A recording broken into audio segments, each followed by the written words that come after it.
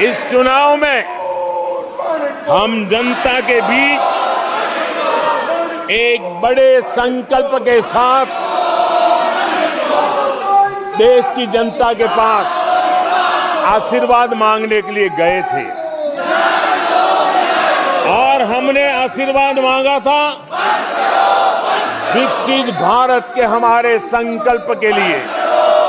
हमने विकसित भारत के निर्माण के लिए एक प्रतिबद्धता के साथ, एक शुभ निष्ठा के साथ जन सामान्य का कल्याण करने के इरादे से हम गए थे।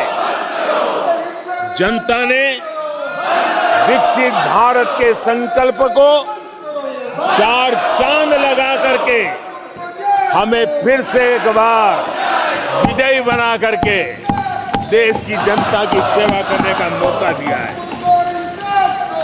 आदरणीय सभापति जी, जब देश विकसित होता है तब कोटि कोटि जनों के सपने पूरे होते हैं। देश जब विकसित होता है तब कोटि कोटि जनों के संकल्प सिद्ध होते हैं। आदरणीय सभापति जी, जब देश विकसित होता है तब आने वाली पीढ़ियों के लिए भी एक मजबूत नींव उनके सपनों को पूरा करने के लिए तैयार हो जाती है। आदरणीय सभापति जी, विकसित भारत का सीधा सीधा लाभ हमारे देश के नागरिकों की गरिमा, हमारे देश के नागरिकों के क्वालिटी ऑफ लाइफ में सुधार, ये स्वाभाविक हमें विकसित भारत होने से देश के कोटि कोटि जनों के भाग्य में आता है। आजादी के बाद मेरा देश का सामान्य नागरिक इन चीजों के लिए तरसता रहा है। आदरणीय सभापति जी, जब विकसित भारत होता है तब हमारे गांव की स्थिति, हमारे शहरों की स्थिति, उसमें भी बहुत बड़ा सुधार होता है। गांव के जीवन में गौरव भी होता है, गरिमा भी होती है और विकास के नए नए अवसर भी होते हैं। हमारे शहरों का विकास भी एक अवसर के रूप में विकसित भारत में उभरता है। तब दुनिया की विकास यात्रा में भारत के शहर भी बराबरी करेंगे, ये हमारा सपना है। आदरणीय सभापति जी, विकसित भारत का मतलब होता है कोटि कोटि नागरिकों को कोटि कोटि अवसर उपलब्ध होते हैं, अनेक अनेक अवसर उपलब्ध होते हैं और वो अपने कौशल्य, अपनी क्षमता और संसाधनों के अनुसार विकास की नई सीमाओं को प्राप्त कर सकता है। आदरणीय सभापति जी,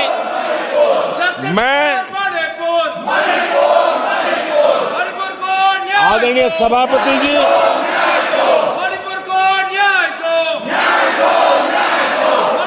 आदरणीय सभापति जी, मैं आज आपके माध्यम से देशवासियों को विश्वास दिलाता हूं, मैं देशवासियों को विश्वास दिलाता हूं कि विकसित भारत के जिस संकल्प को लेकर के हम चले हैं, उस संकल्प की पूर्ति के लिए हम भरसक प्रयास करेंगे, पूरी निष्ठा से करेंगे, पूरी ईमानदारी से करेंगे और हमारा समय का पल पल और हमारे शरीर का कण कण हम देशवासियों को विकसित भारत के सपने को पूरा करने के लगाएंगे।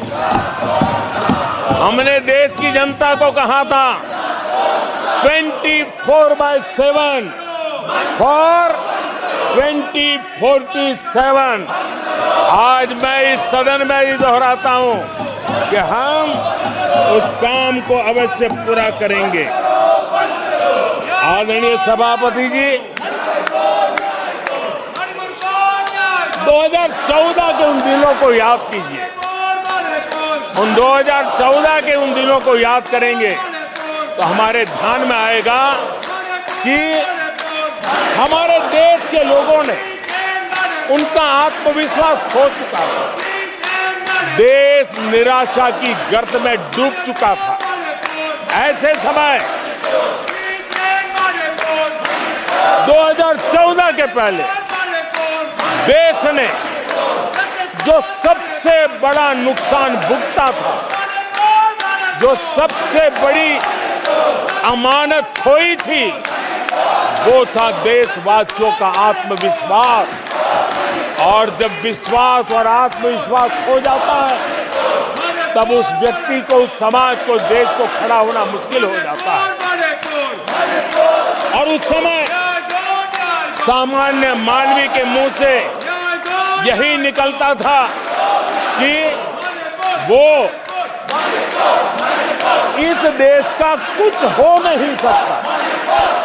उस समय हर जगह पे ये 7 शब्द सुनाई देते थे, इस देश का कुछ नहीं हो सकता। यही शब्द 2014 के पहले सुनाई देते थे। भारतीयों की हताशा के इन 7 शब्द एक प्रकार से पहचान बन गए थे। उस समय आए दिन अखबार खोलते थे तो घोटालों की खबरें ही पढ़ने को मिलती थी और सैकड़ों करोड़ के घोटाले, रोज नए घोटाले, घोटालों से स्पर्धा, ये घोटालेबाज लोगों के घोटाले, इसी का एक कालखंड था।